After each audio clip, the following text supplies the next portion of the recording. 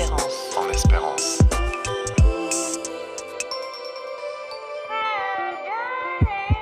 Bonjour à toutes et à tous et bienvenue sur En Espérance, un podcast coproduit par Regard Protestant et la plateforme Transition écologique et sociale de l'Église réformée vaudoise. Je m'appelle Marie Sénèque et avec Nicolas Lutti, nous sommes tous les deux engagés dans la transition écologique et sociale. Et nous avons envie de vous faire entendre les voix de personnes qui luttent pour toujours plus de justice, de spiritualité et qui nous aident à ne pas désespérer de l'humanité.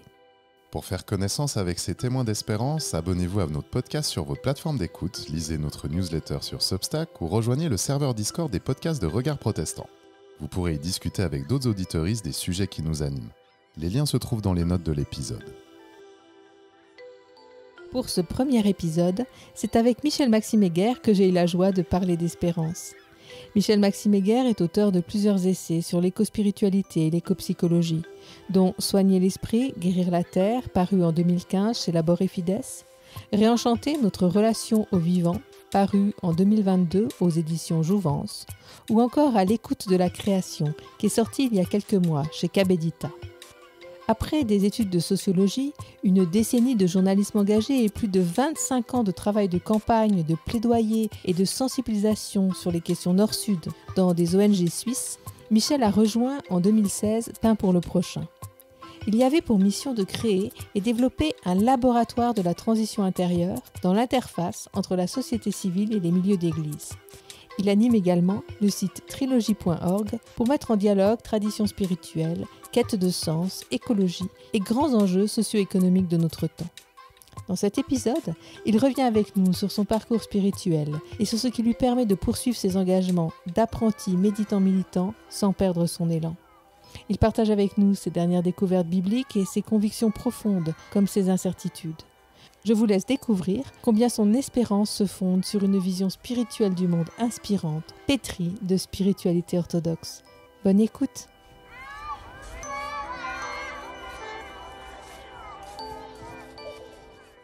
Bonjour Michel-Maxime. Bonjour Marie. Je te remercie beaucoup de participer à ce podcast et d'en être le premier invité. Et ça tombe bien parce que tu viens de publier aux éditions Cabedita un livre intitulé « À l'écoute de la création ». Ce livre court mais dense te permet, à partir de ta relecture des Écritures, de partager le cœur de ta pensée et tes convictions spirituelles. C'est donc l'occasion de revenir avec toi sur ton parcours personnel et professionnel et sur ton lien à la Bible. Mais avant d'évoquer avec toi de grandes étapes de ta vie, je te pose d'emblée la question qui va nous faire entrer dans le vif du sujet de ce podcast. Qu'est-ce qui suscite en toi le plus d'espérance aujourd'hui ? Alors ça, c'est une question à laquelle il est difficile de répondre. Parce que pour moi, l'espérance est une réalité qui est indépendante des circonstances extérieures. Elle n'est pas liée, en fait, à un extérieur. Alors après, l'espérance, comment je la vois ? Alors moi, je la vois comme une grâce, comme un don, peut-être comme une tâche, mais la tâche consistant essentiellement à s'ouvrir et à accueillir ce don et cette grâce. Certains la voient comme une vertu, mais pas au sens moral du terme ou moralisateur, mais plutôt voilà, la virtu, c'est cette puissance d'âme, cette attitude intérieure. Et puis, pour moi, l'espérance, c'est peut-être encore plus un souffle, c'est un élan. C'est en fait ce qui va me donner la force pour pouvoir, et l'énergie, un peu comme une ressource en fait, pour pouvoir aller de l'avant et qui va donner du sens et qui va me permettre de m'engager malgré tous les vents contraires, et ils sont nombreux, et toutes peut-être les raisons de désespérer. Et en lien avec ça, eh bien, on est avec ce souffle, avec cet élan et cet engagement, on est plutôt dans des dynamiques d'émergence. Donc pour moi, quand je lis à ce qui aujourd'hui pourrait me faire espérer, c'est à voir avec des émergences. Et j'aime beaucoup cette image, alors c'est une métaphore avec les limites, mais cette image de la chenille qui se métamorphose en papillon. C'est extrêmement intéressant. Parce que la chenille, dans son développement vers le papillon, il y a un moment où la chenille va devenir dévoreuse, boulimique. Elle va manger des quantités, donc elle va être dans une forme de démesure, qui moi d'ailleurs me rappelle la situation du système croissanciste, productiviste, consumériste dans lequel on est, avec cette hubris productiviste et consumériste. Et en même temps, au niveau profond et moléculaire, apparaissent des cellules qu'on appelle imaginales. Et ce sont les cellules qui portent l'image du papillon à accomplir. Et ces cellules, elles apparaissent et elles commencent à se développer, elles s'éveillent, elles commencent à s'activer et elles vont à la recherche des autres cellules imaginales pour pouvoir créer des liens entre eux et pour pouvoir à un moment donné avoir peut-être suffisamment de force pour permettre à la chenille de passer à un autre état. Et ça, pour moi, c'est vraiment une source d'espérance parce que je pense que quelque part, aujourd'hui, on est dans cette dynamique-là au niveau individuel et collectif, en particulier à travers toutes les personnes, tous les groupes, tous les lieux qui s'engagent dans des dynamiques de transition pour inventer un nouveau mode d'être, une nouvelle façon de vivre ensemble, en particulier en harmonie avec le vivant et les autres êtres. C'est ce réseau de personnes qui se mettent en condition de se métamorphoser. C'est ça qui te donne de l'espérance aujourd'hui. C'est de voir que non seulement chacun ou chacune fait un travail intérieur, mais qu'en plus, ce travail intérieur conduit à créer un réseau visible ou invisible. Oui, et sans certitude quant au résultat final, parce qu'on n'est pas du tout sûr que cette transition va effectivement avoir lieu.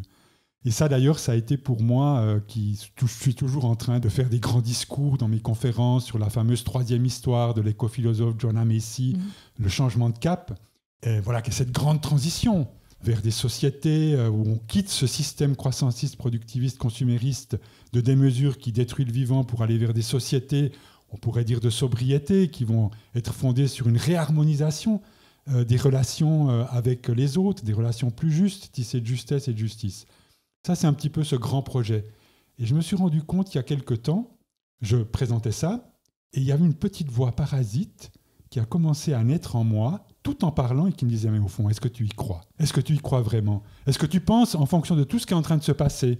On ne va pas évoquer Donald Trump, on pourrait évoquer beaucoup d'autres choses, les guerres à Gaza, en Ukraine, et puis évidemment l'incapacité de nos sociétés à changer vers plus de respect en lien avec le climat, la biodiversité, que ce soit au niveau politique ou au niveau individuel. Mais c'est vrai qu'en fonction de tout ça, j'ai commencé à avoir un sérieux doute quant à la faisabilité et à la possibilité réelle de cette grande transition. Et ça m'a amené à faire un immense travail intérieur sur l'espérance. Et je suis arrivé à la conclusion que je n'ai pas besoin de croire en la faisabilité de la grande transition pour m'y engager. Parce que je ne m'y engage pas parce qu'elle est possible ou faisable, mais parce que c'est une nécessité intérieure. C'est le deuil, on pourrait dire, de l'espoir, qui pourrait, lui, s'incarner réellement et puis qui est possible pour faire ce grand passage à l'espérance dont on va beaucoup parler. Et ce que j'entends aussi, c'est que ton espérance, elle résiderait donc dans le courage de l'élan. Le courage d'aller dans la transformation, d'aller dans la traversée, et que ça te suffit déjà. C'est pour moi vraiment d'entrer dans une dynamique, mais d'une dynamique alors qui n'est pas, et ça c'est très important pour moi, qui n'est pas uniquement portée par, j'aurais envie de dire, du volontarisme, ou voilà, l'ego qui veut, voilà, un petit peu à la force du poignet. Pour moi, c'est une des grandes postures de la personne méditante militante, et j'aime beaucoup cette notion plutôt qui vient du taoïsme, qu'on appelle le wu-wei, qu'on traduit par le agir, non agir. Et dans le wu-wei, c'est pas que je ne fais rien, le non agir, mais c'est quand j'agis, qui est-ce qui est aux commandes ? Est-ce que c'est l'ego ? L'ego qui veut, l'ego qui sait, qui veut s'affirmer, qui veut imposer sa volonté, cet ego qui est tissé de ses blessures, de ses dépendances, de ses peurs, de ses manques, de ses envies, cet ego qui est obsédé par sa survie.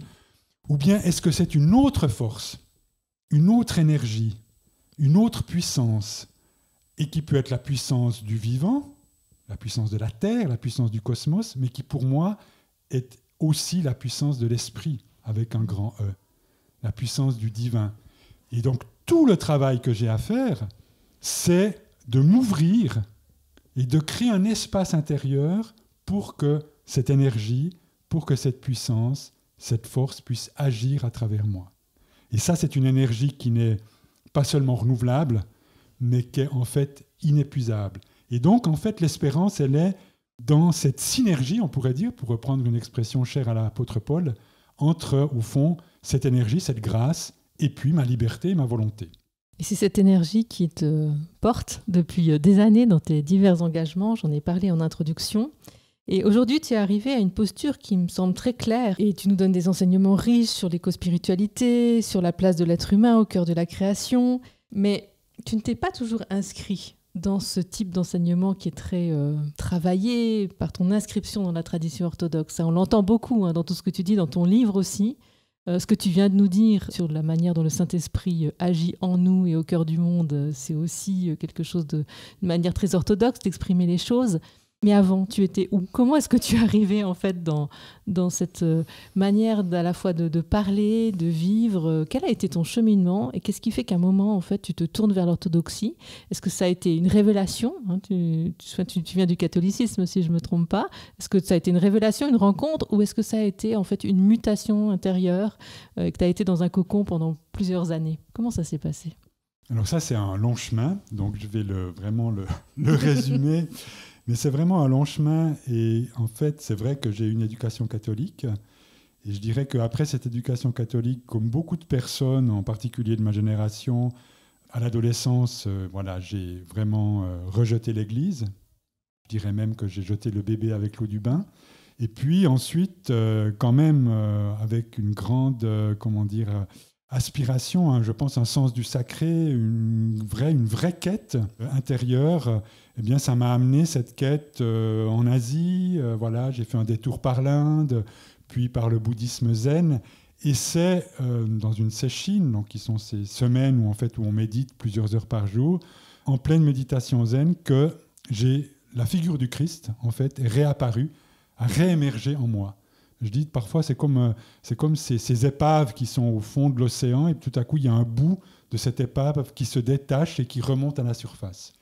Et ça c'était évidemment extrêmement fort comme expérience, extrêmement troublant et ça m'a amené je l'ai vraiment à un moment donné vraiment ressenti comme un signe ou comme un appel et donc ça m'a amené à me mettre en chemin, en quête de mes racines chrétiennes.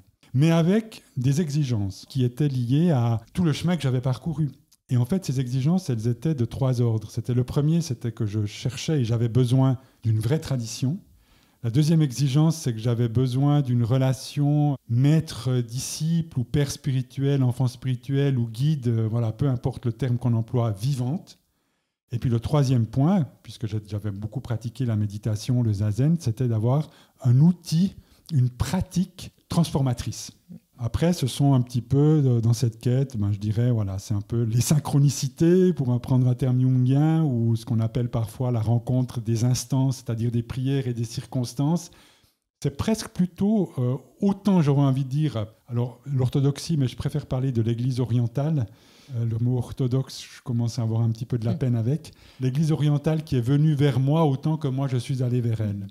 Et ça s'est fait à travers des rencontres, et en particulier la rencontre d'un vrai ancien, d'un starets, qui était le disciple de Saint Silouane, qui avait été moine au Mont Athos et qui, pour des raisons de santé, à la fin des années 40, a dû venir en Europe pour se faire soigner.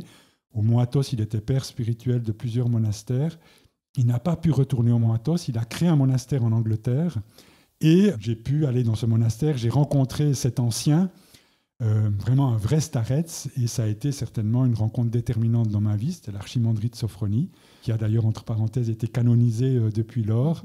Et dans ce monastère, on pratiquait la prière de Jésus, c'est-à-dire la prière du cœur, 4 heures par jour. J'avais trouvé un lieu, j'avais trouvé un ancien, j'avais trouvé une tradition, puisque la tradition orthodoxe quand même nous ramène aux origines du christianisme, avec notamment toute sa dimension orientale.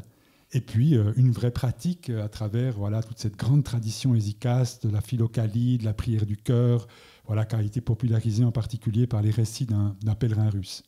Et donc, je suis peu à peu entré dans cette tradition dont j'ai découvert toute la spiritualité, toute la théologie, et qui m'a beaucoup plu parce que je pense que dans son essence, on est beaucoup plus dans une spiritualité, une théologie, j'aurais envie de dire mystique, thérapeutique de l'âme et du corps, beaucoup plus que dans une morale, avec un sens très profond de la personne, de l'être en communion, avec la figure du Christ, mais comme le Christ guérisseur ou le Christ cosmique, et puis une vision du salut comme divinisation et pas simplement rachat du péché. Donc voilà, beaucoup d'éléments qui m'ont beaucoup parlé quand j'ai découvert tout ça. Et puis tu as mis du temps à apprivoiser cette nouvelle tradition, parce qu'aujourd'hui on a l'impression que ça fait partie de tes cellules, mais est-ce qu'il y a eu des moments où ça a été compliqué, difficile, et qu'est-ce que tu as appris de toi dans ce cheminement, parce qu'on parle de transition, est-ce qu'il y a eu des moments où il y a des passages difficiles, où il y a eu des deuils à faire? qui font qu'aujourd'hui tu te sens si bien? Alors d'abord, ce qui est intéressant, c'était que quand, après, voilà, donc moi j'allais régulièrement au monastère, je rencontrais le père Sophrony, j'avais aussi un de ses disciples qui me servait de lien plus direct. Et à un moment donné, j'ai voulu entrer dans la tradition orthodoxe, en communion avec l'Église orthodoxe. Et le père Sophrony m'a dit non, il n'y a aucune raison, il faut retourner au catholicisme, à votre église mère. Vous pourrez continuer à venir me voir, à venir au monastère, il n'y a pas de problème, on pourra cheminer ensemble, mais il n'y a aucune raison que vous deveniez orthodoxe. Et donc, moi, j'ai commencé à essayer de retrouver en fait, un ancrage dans la tradition catholique. Alors, je vais passer les détails. Là, ça a été vraiment un peu difficile parce que j'ai retrouvé exactement ce pourquoi j'étais parti et j'avais quitté l'Église à l'adolescence, jusqu'au moment où j'ai rencontré la personne qui était le supérieur des jésuites de Suisse et qui m'a proposé de faire avec lui les exercices de Saint Ignace pendant une année. Et à la fin, c'est lui qui m'a dit je vous prendrai bien dans la compagnie de Jésus, mais en fait, il vous faut devenir orthodoxe. Et il m'a dit c'est une question, voilà, c'est lié à votre chemin, c'est lié à votre sensibilité.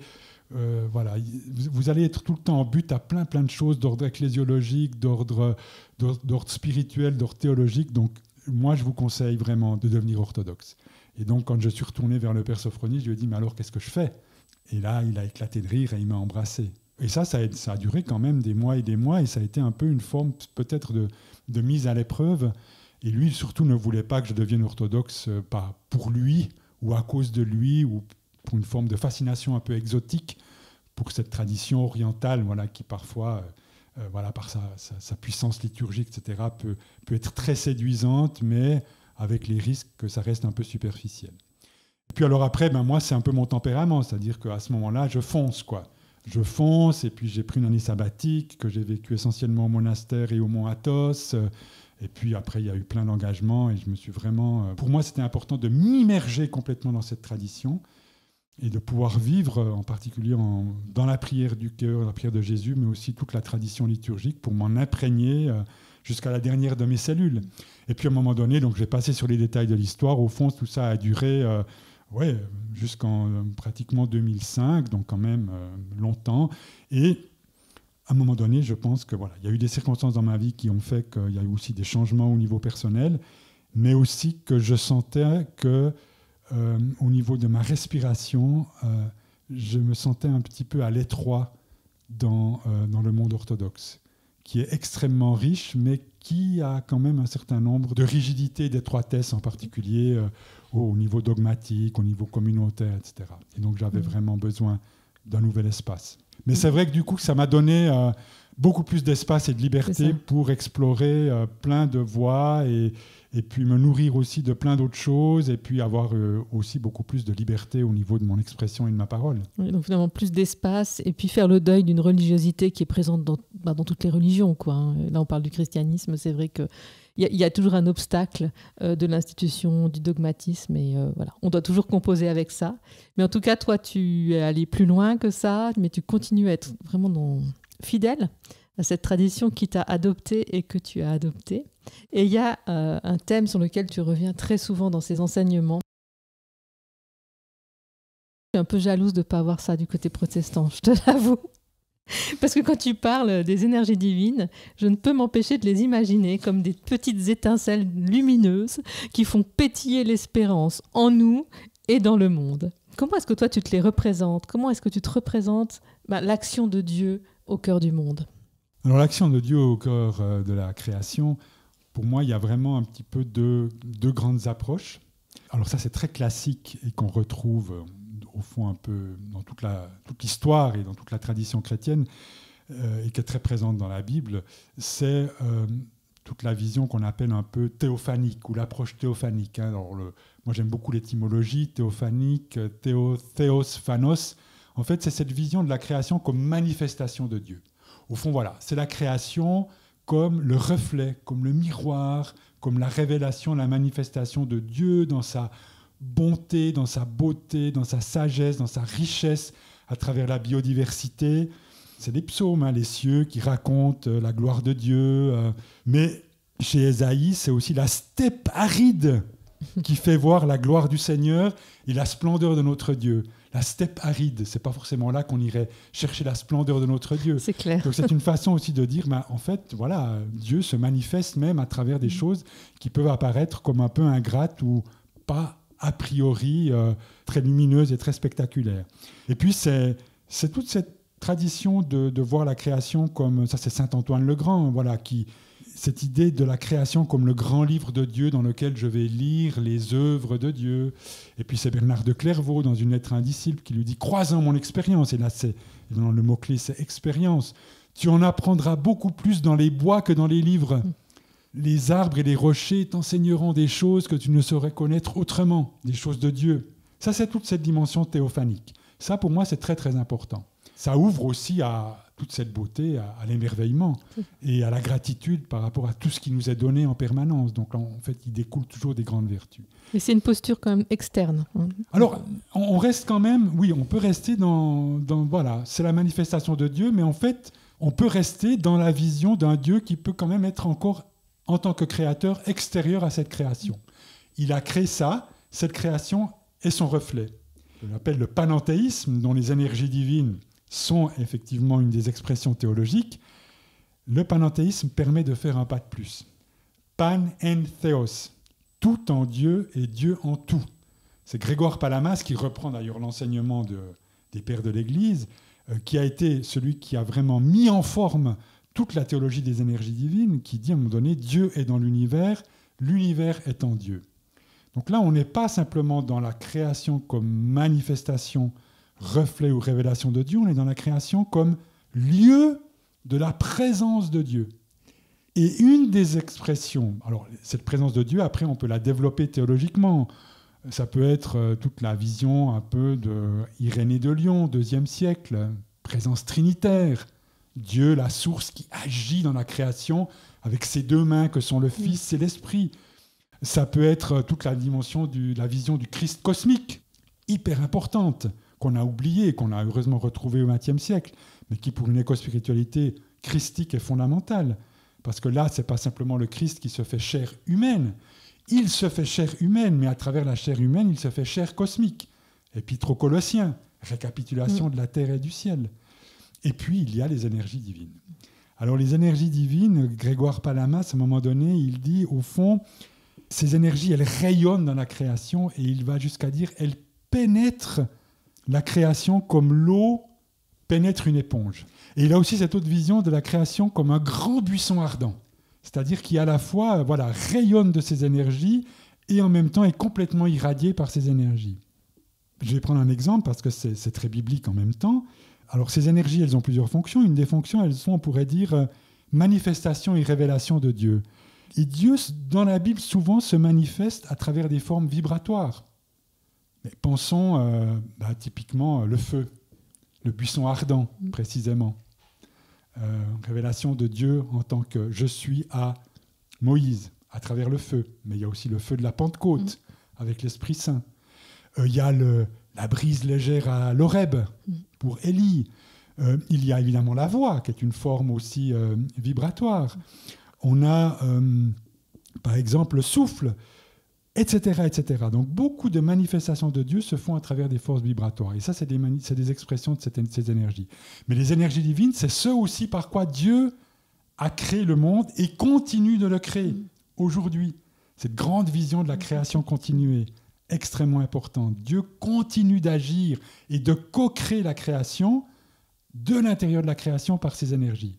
Et puis pour la tradition orthodoxe, les énergies divines, c'est la grâce, c'est-à-dire c'est cette puissance qui va permettre la transfiguration du monde, qui va permettre à chaque créature, dont l'être humain, d'accomplir sa finalité de participation à la vie divine. Donc Dieu n'a pas lâché le monde, il est là encore. Ça, c'est une des grandes sources d'espérance, c'est que Dieu, en fait, non, n'a pas abandonné le monde. C'est d'ailleurs sa promesse de Dieu. Oui, d'être là. C'est sa venue et d'être là. Alors Dieu, contrairement à ce que parfois certains chrétiens croient ou pensent, avec cette vision d'un Dieu finalement qui a tout dans les mains et puis qui va revenir à la fin pour tout résoudre, etc., etc. Donc on n'a finalement pas trop de soucis à se faire. Mais Dieu, en fait, c'est pas Dieu qui va résoudre et nous sortir de la crise. Ce n'est pas Dieu qui va résoudre nos problèmes de climat ni de biodiversité. Sa promesse, ce n'est pas d'être la solution à nos problèmes. La promesse de Dieu, c'est sa présence. Et son énergie qu'il partage avec nous pour justement nous mettre en route et être dans un nouvel élan. C'est le Christ, Emmanuel, Dieu avec vous, et c'est le Christ qui est « je serai avec vous jusqu'à la fin du monde ». C'est cette promesse-là, c'est-à-dire que Dieu est là, avec nous, à nos côtés, en nous, dans la création, pour justement nous aider, nous donner la force, l'énergie nécessaire pour pouvoir œuvrer, en assumant notre responsabilité, à la résolution de ces problèmes. Et ça, c'est la magnifique phrase de Etty Hillesum, la fameuse prière d'Etty Hillesum. Voilà, cette juive, mystique juive, gazée à Auschwitz, qui, peu de temps avant sa mort, écrit dans son journal une prière extraordinaire où elle dit à Dieu, « Dieu, tu ne peux rien pour nous, tu ne peux pas nous aider, mais nous pouvons t'aider. Et ce faisant, nous nous aidons nous-mêmes. » Et c'est quoi cette aide ? Juste créer à l'intérieur de moi un espace où tu pourrais être un petit peu en moi. Finalement, l'espérance, c'est ça. Dieu est là, mais pour autant qu'on lui laisse l'espace pour agir et vivre en nous. Donc l'espérance chez toi, elle est très liée à l'Esprit Saint, on l'entend, à cette présence de Dieu. Comment est-ce que tu la ressens, toi, quand il n'y a plus d'espérance ? Je ne sais pas si ça t'est déjà arrivé d'avoir des petits moments là, vraiment de ras-le-bol, de désespoir, il n'y a plus de peps, quoi. Parce que c'est vrai que quand même, on s'engage dans la transition, il y a beaucoup d'espérance, moi je le suis souvent, mais j'ai l'impression que je suis souvent rattrapée par l'Esprit Saint, c'est-à-dire qu'il y a des moments quand même, à vue humaine, on n'arrive plus tellement à y croire. Est-ce que toi tu fais ces expériences-là de la présence de Dieu dans ta vie, ou qui te remet en route, qui te rattrape et qui te redonne cet élan ? Alors j'ai fait plusieurs fois cette expérience, je l'ai fait plusieurs fois, et en même temps maintenant, alors c'est aussi lié à une pratique de prière quotidienne, et c'est vrai que ça change absolument tout quand chaque matin on prend un temps pour créer cet espace à l'intérieur de nous peut-être. Alors après, au niveau de ce qu'on vit, on a aussi des traversées du désert où on a l'impression qu'il n'y a plus rien qui se passe, etc. Mais quand même, cultiver ce lien, et c'est vrai que alors, c'est peut-être aussi lié à mon âge et à l'expérience. Et puis, voilà, on parlait avant de désespoir. Alors, moi, je n'irai pas aussi loin qu'Ellul qui dit que l'espérance naît quand on n'a plus d'espoir. Parce que moi, je pense que c'est peut-être un petit peu trop radical. Mais oui, mais à un moment donné, effectivement, à vue humaine, je pense qu'on est à un point où, à vue humaine, personnellement, j'ai plus beaucoup d'espoir, ni dans la technologie, ni dans des figures providentielles, ce qui n'empêche pas qu'il y a beaucoup de choses qui se passent aujourd'hui qui peuvent être source d'une forme d'espoir. Mais pour moi, c'est vrai que l'espérance, c'est ce qui permet d'aller plus loin. Et je pense qu'il y a, en fait, pour moi, dans le chemin d'espérance, il y a la traversée du désespoir. J'étais récemment avec un grand théologien chrétien, et qui ne comprenait pas comment, en tant que chrétien, on pouvait être éco-anxieux. Alors que pour moi, en fait, c'est complètement ça fait partie lié. Du processus, en fait. Ça fait partie du processus, et je peux être dans une grande tristesse, et je continue à pleurer pour ce qui arrive à la Terre, pour les souffrances de la Terre, les souffrances de l'humanité, Gaza, l'Ukraine, toutes ces choses-là, le Congo aujourd'hui, je pleure, et en même temps, cette tristesse est là, je l'assume, je la vis, mais je sais qu'il y a un espace intérieur, qui est l'espace du cœur profond, dans lequel on peut se connecter, notamment à travers la méditation et la prière, qui est plus vaste que ça. Et qui fait que ce sentiment de désespoir, de ras-le-bol, on n'y arrivera pas, d'impuissance, de tristesse, peut-être même parfois de colère, voire peut-être de peur ou d'angoisse pour les générations futures, ne prend pas toute la place. Mais est là, comme partie intégrante de mon humanité. Ça cohabite. Moi, je dis toujours, le Christ, il pleure au tombeau de Lazare. Le Christ, il a une angoisse énorme au jardin de Gethsémani. Le Christ, il pique une colère monstre au temple. Donc, ça fait partie de notre humanité. C'est ni positif ni négatif, ces émotions, ces sentiments. Donc, ils sont à assumer, mais simplement, peut-être, il ne faut pas leur donner toute la place et il faut faire un travail pour les composter en permanence, pour en faire un engrais pour l'engagement. Et là, je pense qu'effectivement, la prière, et en fait, il y a quelque chose de plus grand qui enveloppe, qui embrasse tout ça. Et pour moi, ça a à voir avec l'espérance. Et ça a à voir avec cette présence. l'espérance, la présence de l'esprit, la prière me permettent de donner une autre lumière à tout ça et de resituer ça dans un espace intérieur qui est l'espace du cœur qui est beaucoup, beaucoup plus grand.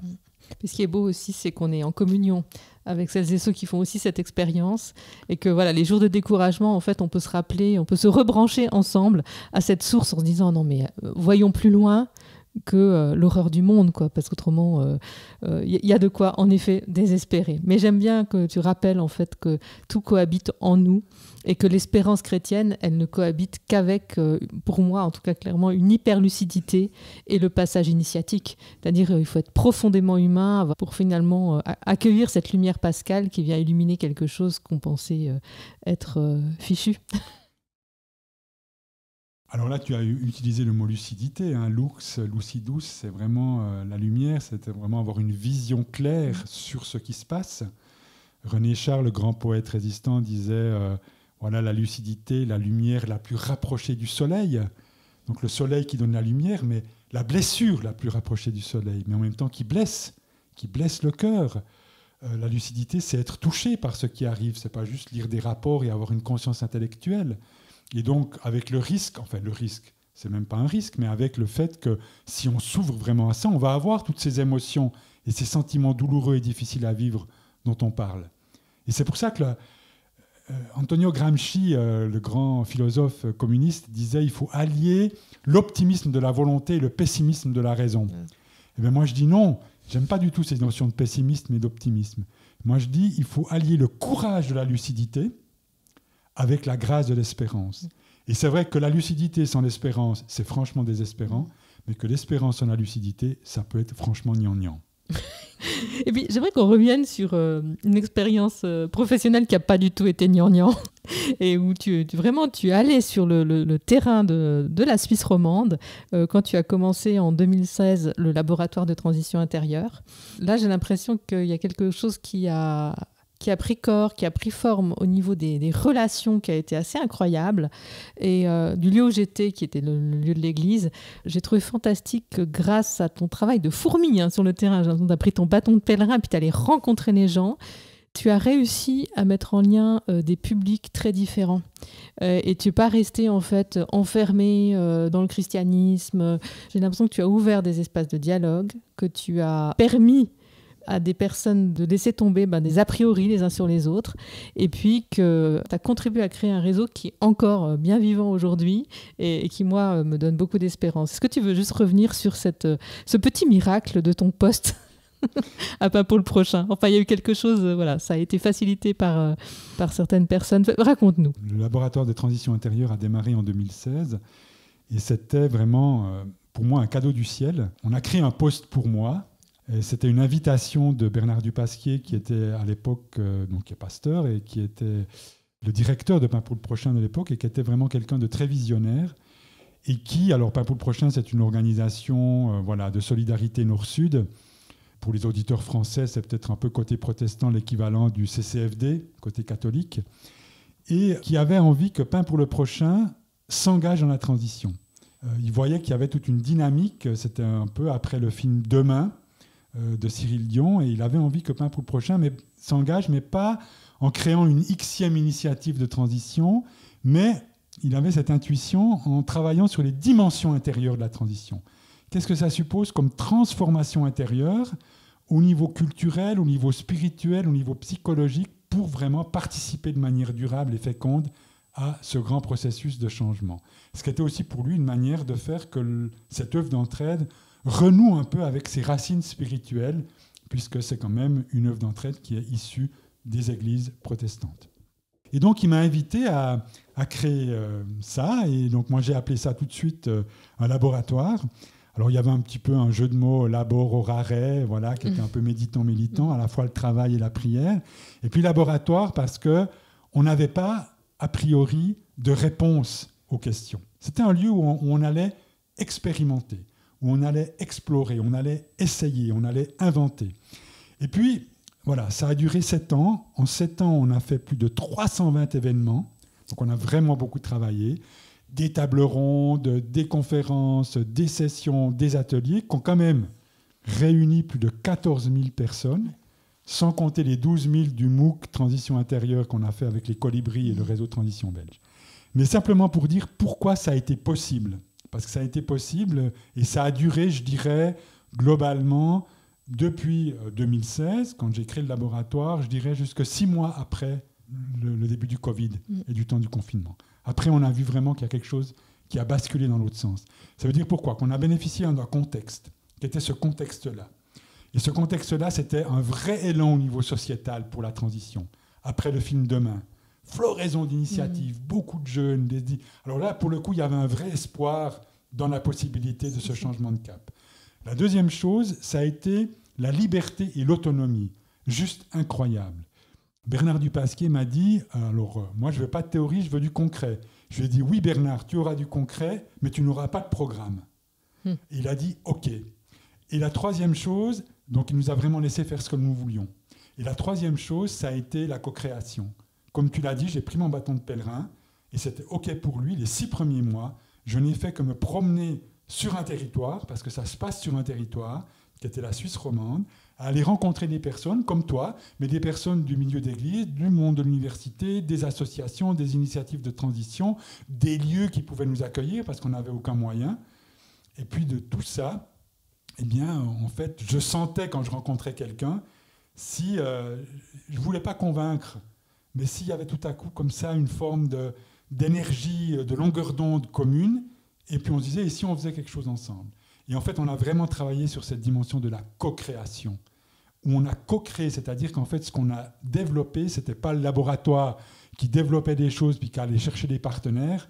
On co-crée ensemble, et peut-être que ce qui naissait n'était pas ce que j'aurais fait si j'avais été tout seul à le faire, mais c'est ce qui a permis une vraie dynamique et ce qui a permis aussi que tous les partenaires, mobilisant leur propre réseau, puissent aussi s'approprier tout ce qu'on faisait. Voilà, c'était un peu les 3 ingrédients de cette formidable aventure. Et puis après, le contexte a changé. Et puis, pour le prochain, a fusionné avec une autre organisation. Et puis après, j'ai aussi pris ma retraite.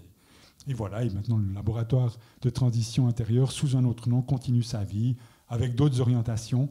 Mais l'essentiel, c'est, comme tu dis, c'est ce qui a pu être vécu et pour lequel j'ai une immense gratitude. Et sans doute, les graines qui ont été semées et qui continuent peut-être d'avoir une certaine fécondité.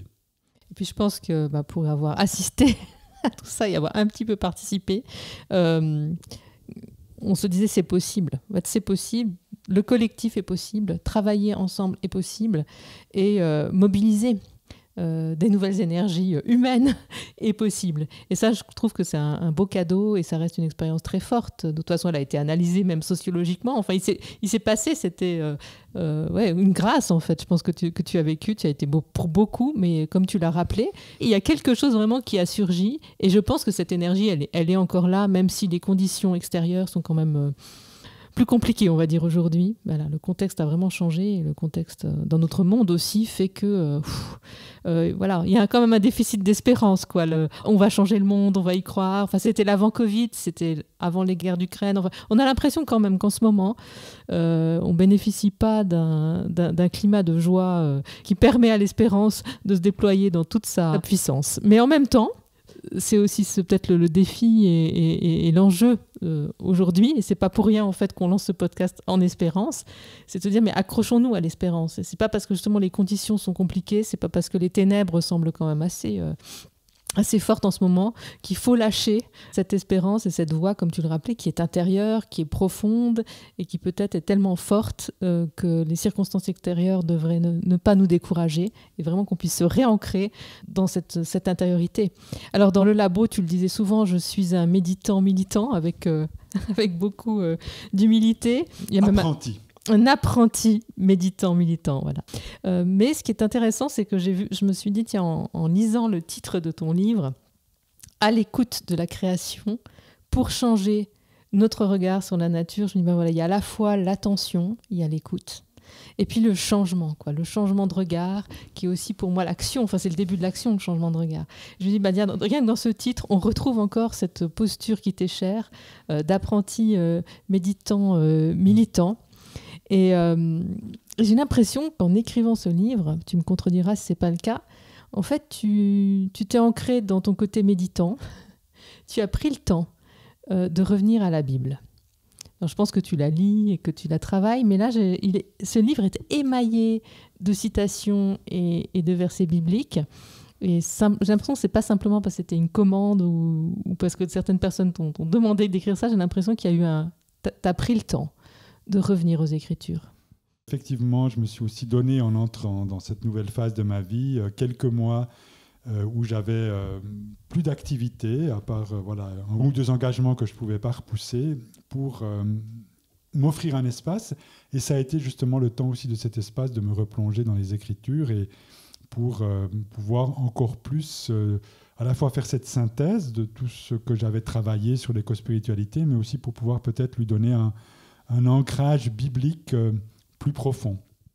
Et puis pour pouvoir me nourrir en fait de tout ça. Et ça a été aussi une formidable occasion de redécouvrir des textes et de les relire, évidemment. Et alors, est-ce qu'il y a des perles que tu voudrais partager avec nous? Vraiment, si tu dis vraiment de cette expérience, il y a quelques textes comme ça que j'ai redécouverts à neuf. Oui, alors il y en aurait plein, mais par exemple, pour moi, alors tu parlais justement de la nécessité de changer de regard et de cette notion de métanoïa. Hein, le patriarche Bartholomée, quand il parle de l'enjeu écologique, il parle en fait d'un changement de paradigme nécessaire. Donc on revient à ce changement de cap, ce que le pape François d'ailleurs appelle une révolution culturelle courageuse. Et lui, il parle d'une grande métanoïa individuelle et collective. Et dans l'idée de métanoïa, il y a vraiment ce changement de regard, ce changement de vision. Et moi, je n'avais jamais été frappé à ce point, mais il y a un verset biblique qu'on retrouve dans le livre des Proverbes. Quand il n'y a plus de vision, le peuple est sans frein. C'est extraordinaire. Le sans frein, c'est vraiment l'oubris de cette société qui épuise le vivant, qui le détruit, qui épuise les humains aussi d'ailleurs. Hein, cette absence de frein, bon, cette démesure. Mais quand il n'y a plus de vision. Et ça, pour moi, c'est vraiment très fondateur parce que je pense que nous avons à changer de vision et à retrouver une vision de ce qu'est le vivant, de ce qu'est la nature, de ce qu'est la création, de ce vers quoi nous avons envie d'aller, etc. Donc ça, pour moi, c'était un verset qui a énormément résonné. Et puis alors, il y a aussi quelque chose de magnifique, c'est en lien avec la création continuée, parce que en écologie, et longtemps, on avait cette idée, Dieu a créé le monde, et puis s'est reposé au 6e jour, et puis cette création qui est une espèce de paquet qui est confié à l'être humain pour qu'il en prenne soin, pour qu'il la garde, pour qu'il la cultive, mais d'une manière un petit peu extérieure et statique. Et puis en fait, cette création, Dieu se repose, mais en fait, elle n'est pas achevée. En fait, on a maintenant de plus en plus cette vision qui entre d'ailleurs bien en résonance avec toutes les nouvelles connaissances scientifiques. Et ça, c'était très intéressant. Et c'est ce que j'ai aussi essayé de faire dans le livre, de montrer tous les ponts qu'on peut faire avec l'hypothèse Gaïa, avec les nouvelles visions scientifiques de ce vivant en évolution, en interdépendance, etc. Et il y a un passage biblique sur la création continuée, en lien avec la création de la nouveauté, qui est absolument extraordinaire, qui est chez Ésaïe. Vous avez entendu la prédiction, regardez-la accomplie. À votre tour, ne l'annoncerez-vous pas? Maintenant, je te fais entendre des nouveautés mises en réserve que tu ne connaissais pas. C'est maintenant qu'elles sont créées, et non pas depuis longtemps, au début de ce jour, et tu ne les avais jamais entendues, pour éviter que tu dises « vu, je les connaissais ». Alors là, c'est juste un texte absolument extraordinaire. Alors d'abord, un appel à une humilité incroyable sur ce qu'on peut savoir et connaître. Mais aujourd'hui, donc en fait, à chaque instant, Dieu crée le monde. Et dans la vision, en fait, il co-crée. C'est-à-dire qu'il ne crée pas tout seul de l'extérieur. Il crée, notamment par les énergies divines, de l'intérieur de la création, mais en collaboration avec les êtres humains et avec les autres créatures. Ça, pour moi, c'était une vision incroyable. Et puis alors, ça, c'était vraiment le sommet. La phrase de Dieu à Job à propos de l'hippopotame. Voici donc le bestial, donc c'est l'hippopotame. Je l'ai fait comme je t'ai fait. C'est lui le chef-d'œuvre de Dieu. L'hippopotame, chef-d'œuvre de Dieu, fait comme il a fait l'être humain.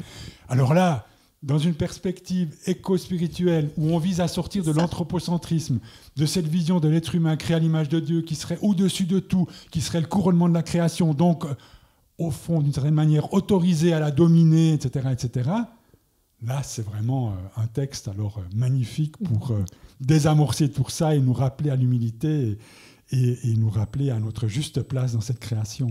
Une place de créature. Et puis, du coup, tu parles beaucoup aussi dans ton livre de la notion d'interdépendance, puis de ce rapport du coup, qu'on peut avoir avec les autres créatures. Nous ne sommes pas les seuls louangeurs de Dieu. Hein. Nous ne sommes pas non plus les seuls enfants de Dieu sur terre.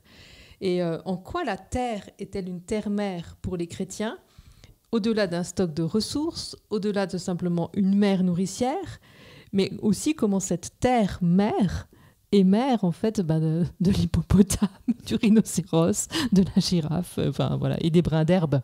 Je trouve qu'en fait il y a une transformation aujourd'hui en écothéologie dans le christianisme où vraiment, mais comme tu viens de le dire, hein, mais du coup je t'invite à le développer, de cette relation à l'animal, au végétal, aux bactéries. Pour moi là il y a un énorme renouveau qui est source d'espérance. De nouveau, on est appelé vraiment à cette relecture, j'aurais envie de dire à la fois critique et à la fois créative des Écritures. Et c'est vrai qu'aujourd'hui, alors c'est un petit peu tout ce que la théologie verte a développé depuis les années 70, d'ailleurs en réponse à la fameuse critique de Lynn White, ce médiéviste, historien médiéviste américain, qui accusait finalement la tradition chrétienne d'être à l'origine de la crise écologique à cause de son anthropocentrisme arrogant.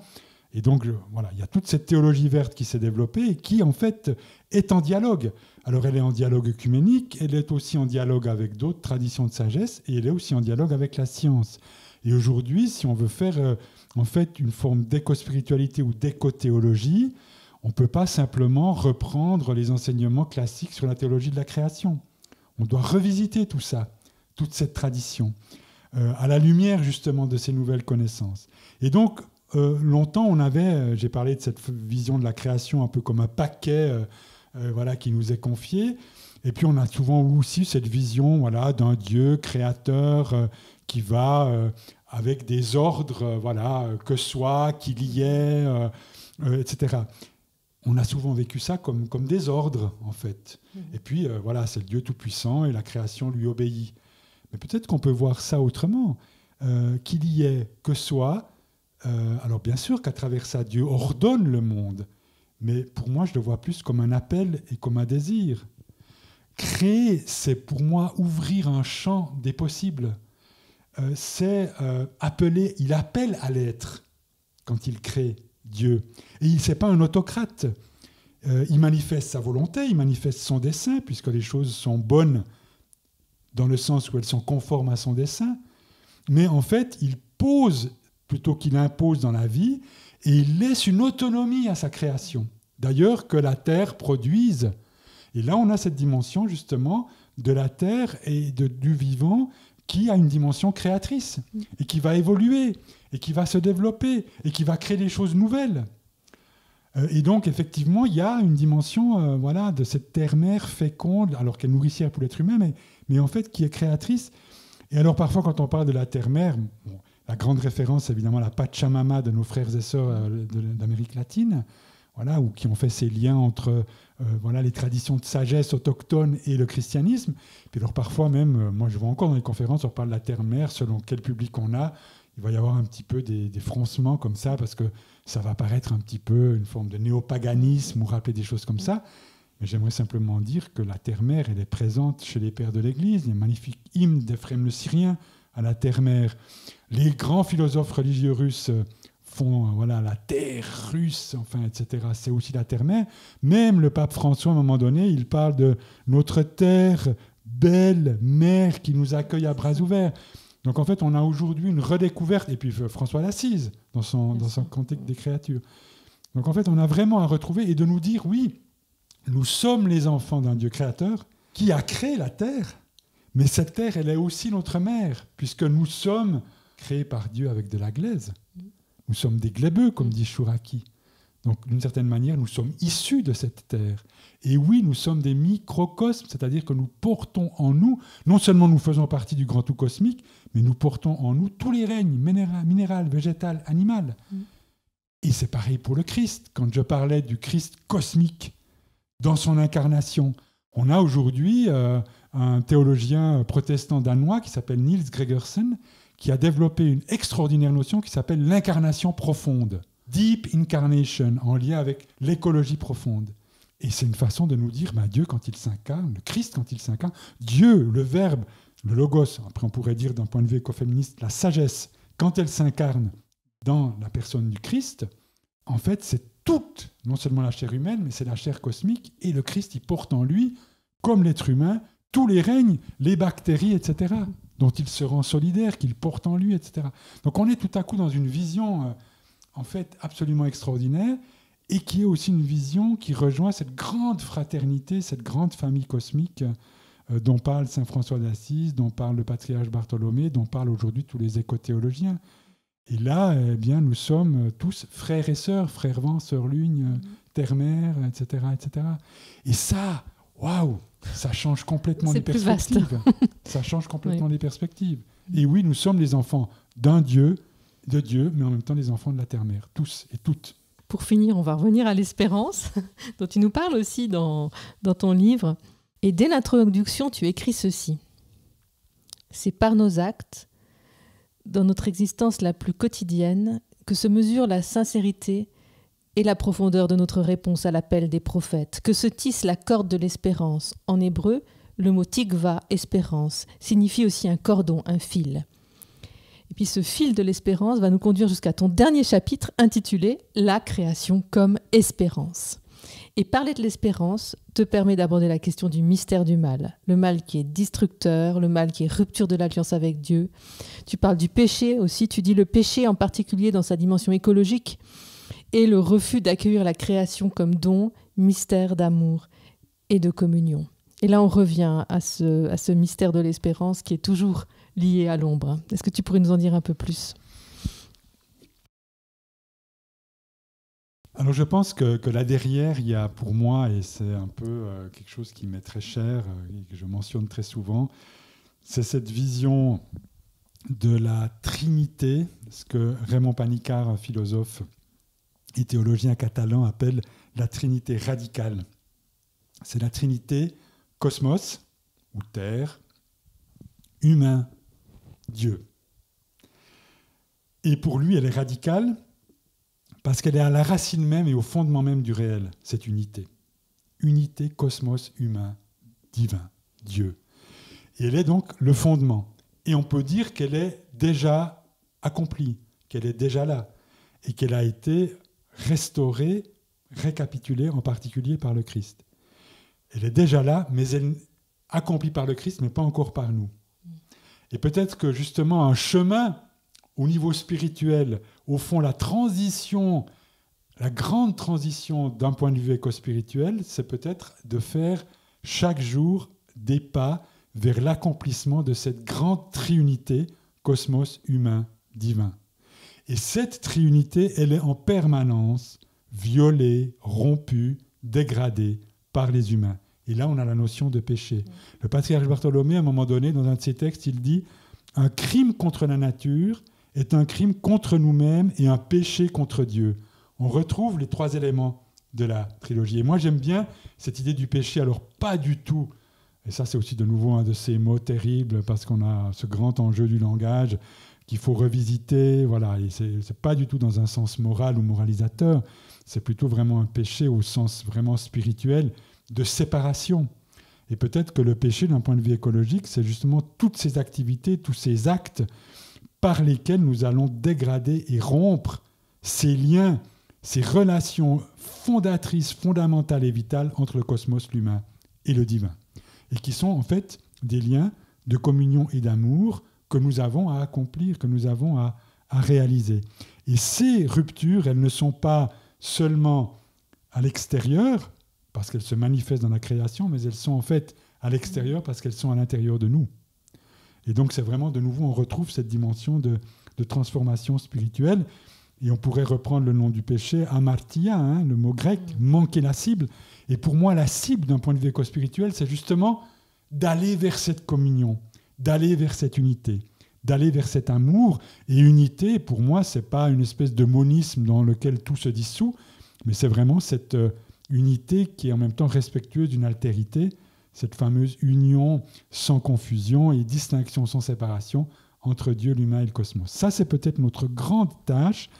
Et ces relations de communion, c'est justement comment on instaure des relations, non pas je, cela, instrumentales, unilatérales, superficielles entre nous, les autres, humains et autres qu'humains, mais comment on va vers des relations je-tu, c'est-à-dire profondes, dialogiques, réciproques, dans la conscience.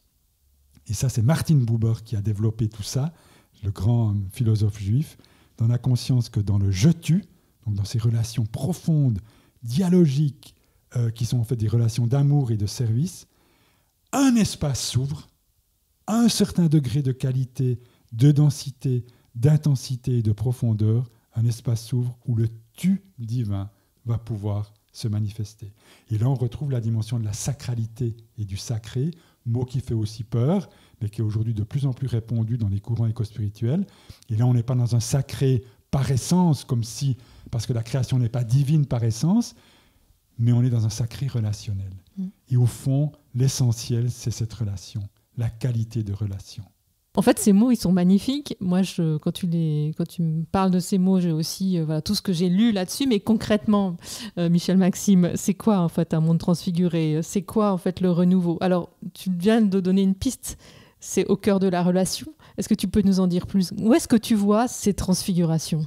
Ces transfigurations, pour moi, elles ont de nouveau à voir avec le regard que je vais porter sur les choses et puis avec mon mode d'être.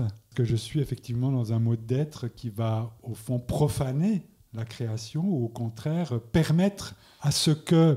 Alors là, il y aurait toute une théologie à développer, mais moi, j'ai cette vision qui est celle de Maxime le Confesseur, que chaque créature... Alors, chez l'être humain, on a appelé ça l'image divine, mais chaque créature porte en elle, en fait, une empreinte du logos créateur, ce qu'on a appelé un petit logos, qui la définit dans sa raison d'être, dans ce qu'elle est, dans son unicité, dans son altérité, mais aussi dans sa finalité qui est la transfiguration, c'est-à-dire de participer à la vie divine.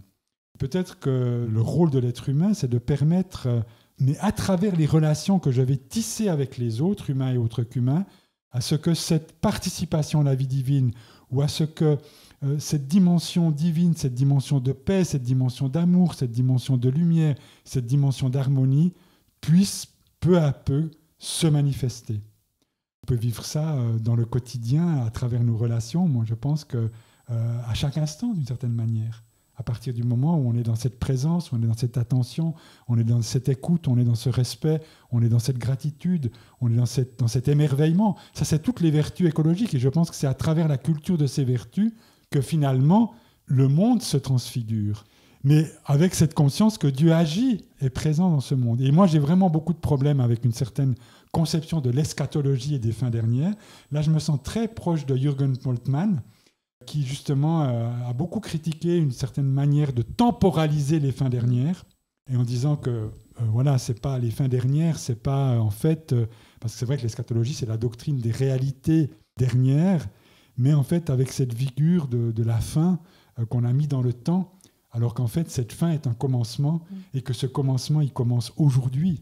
Et on n'est pas dans une attente comme passive de ce qui pourrait arriver, mais en fait on est dans quelque chose qui est actif, qui est engagé, qui est transformatif, parce qu'en fait, cette transfiguration, elle est déjà à l'œuvre, parfois de manière invisible, et c'est là où il y a un des grands enjeux dans l'éco-spirituel, c'est la transformation de notre mode de connaissance.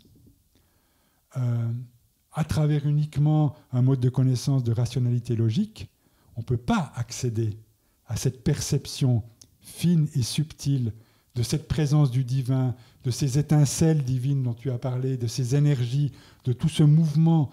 On ne peut pas y arriver uniquement par la raison. On a besoin en particulier d'éveiller notre intellect spirituel, notre nous. Bon, ça nous entraînerait trop loin sur le mode de connaissance.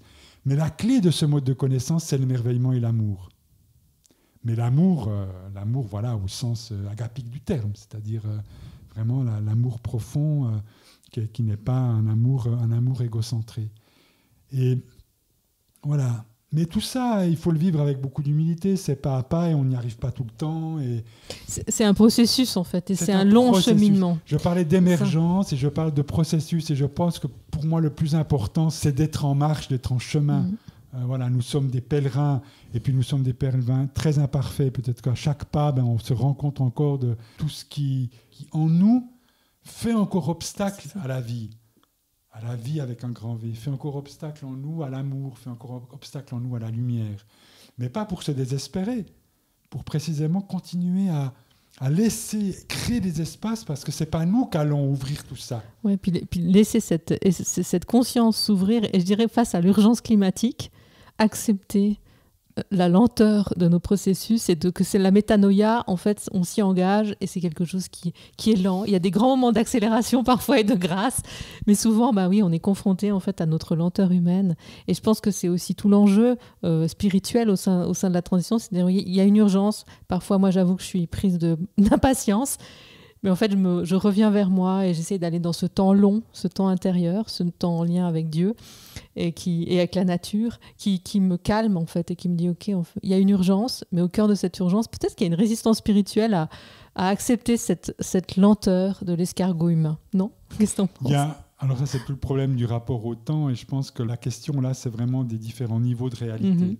Et au niveau politique, moi, je suis très en colère contre cette lenteur du système et des décideurs. Parce qu'il y a une vraie urgence et on ne peut pas encore, on a déjà loupé depuis 30 ans tous les rendez-vous.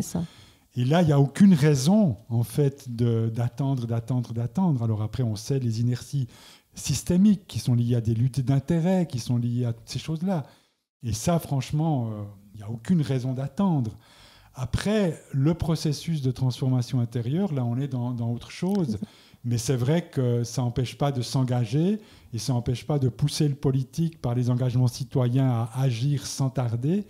Mais on a différents plans de réalité, différents plans de conscience, et c'est vrai qu'en fait, il faut réussir à tenir tous ces plans ensemble. C'est ça. Et il y a des temporalités différentes selon le niveau auquel on est. On n'est pas sur le même plan si on est sur le plan technologique, si on est sur le plan des comportements, si on est sur le plan politique ou si on est sur le plan spirituel.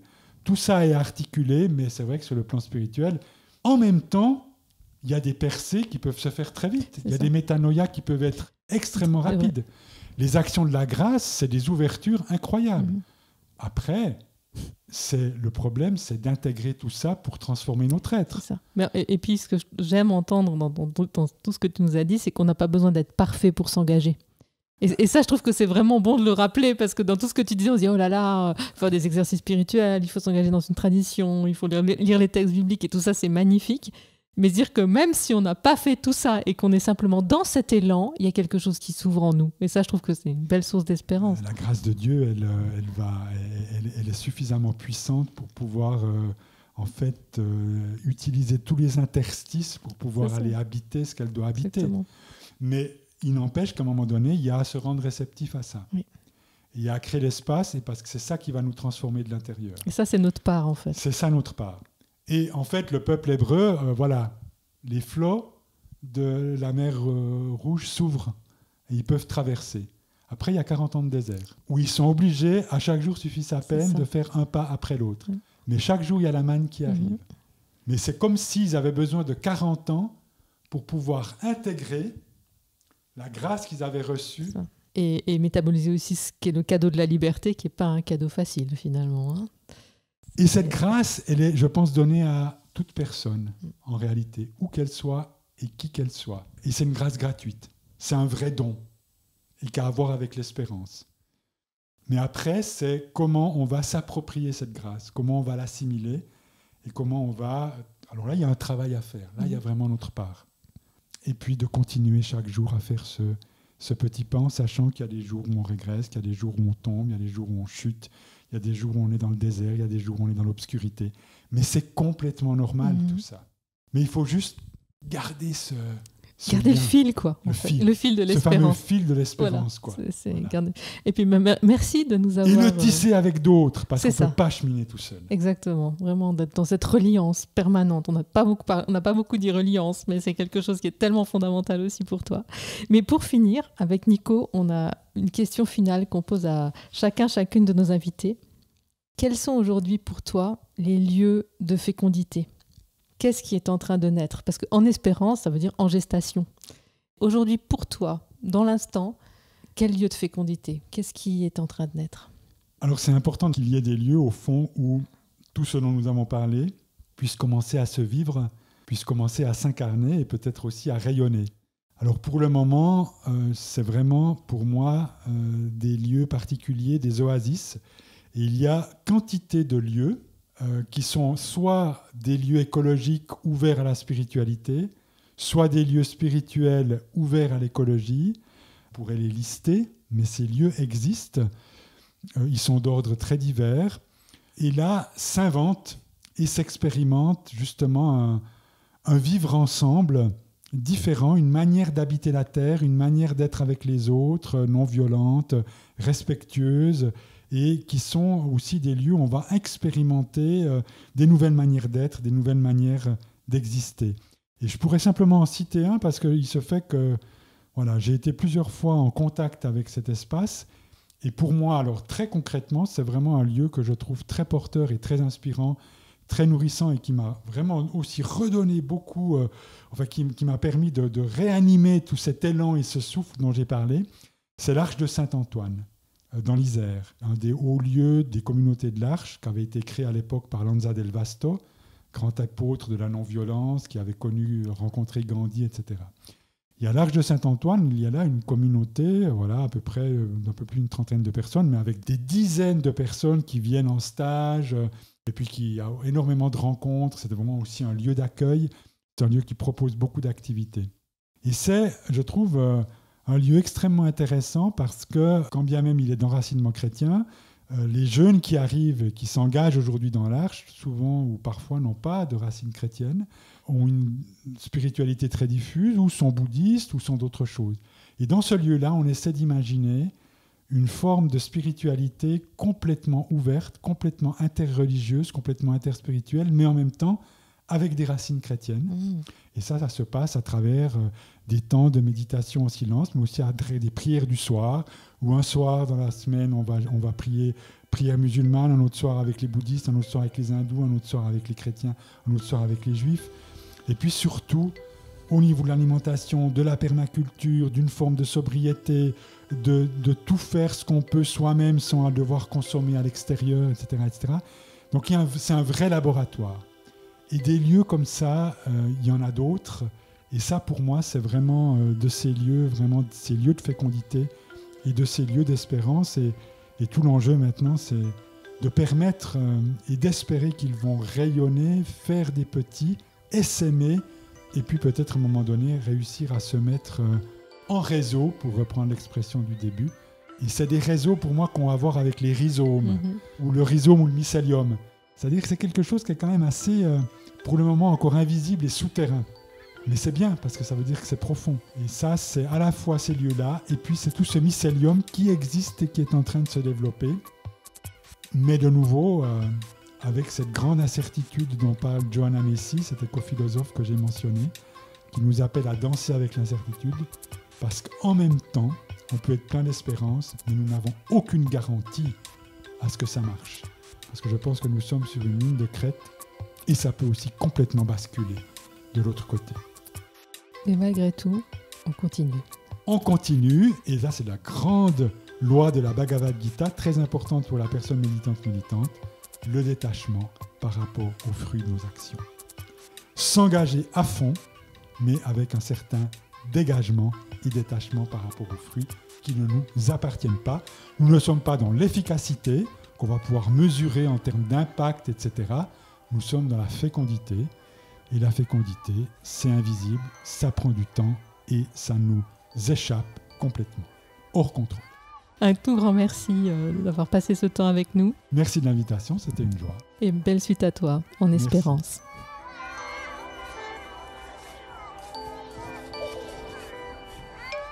Ce podcast est une coproduction de la plateforme Transition écologique et sociale de l'Église réformée vaudoise et de Regard Protestant. Si cet épisode vous a plu, partagez-le autour de vous et n'hésitez pas à mettre des étoiles sur Apple Podcast ou à laisser un commentaire sur Spotify. Faites-nous part de vos retours en nous écrivant à podcast@enespérance.ch. Vous pouvez aussi vous abonner à notre newsletter sur Substack, nous suivre sur le compte Insta de Regard Protestant Podcast et rejoindre notre serveur Discord pour discuter avec d'autres auditeuristes des sujets qui nous animent. Tous les liens sont dans les notes de cet épisode. Nous remercions Laurent Bazard pour l'habillage sonore et Héloïse Basselet pour le montage vidéo de ce podcast. Nous vous donnons rendez-vous dans 2 semaines pour un nouvel épisode. En attendant, on vous dit à bientôt et surtout, restez en espérance.